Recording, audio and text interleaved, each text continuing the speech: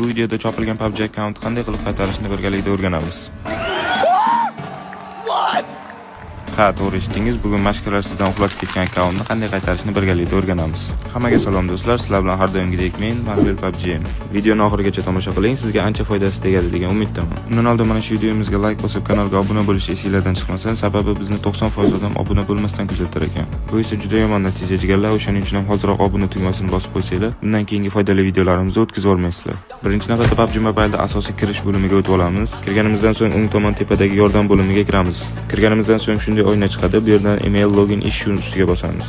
Bu yerdan esa ikkinchi bo'limni tanlaymiz va pastdagi account recovery ustiga bosamiz. Bu yerdan esa murojaat yuborishni bosamiz. Va shunday oyna chiqadi. Bu yerda o'sha chopilgan akkauntimizning ID raqami yoki nickname'ini kiritamiz.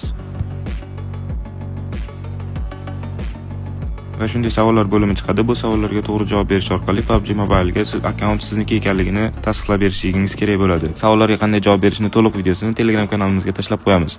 Savollarga biz ko'rsatgandek to'g'ri javob bersangiz, sizga xarob bo'lsa bir hafta ichida javob keladi. Agar qandaydir muammo bo'ladigan bo'lsa, Telegramda adminga murojaat qilsanglar, qo'ldan kelgancha yordam beramiz. Videoni oxirigacha tomosha qilganingiz uchun kattakon rahmat. Kanalga obuna bo'lib, videoga like bosish esingizdan chiqmasin. Bu video bilan men prosta tak o'zim bilgan narsani sizlar bilan ulashay dedim xolos. Kanalga obuna bo'lib, qo'llab-quvvatlashda davom etsanglar, bundan foydali videolar hali hammasi oldinda jigarlar.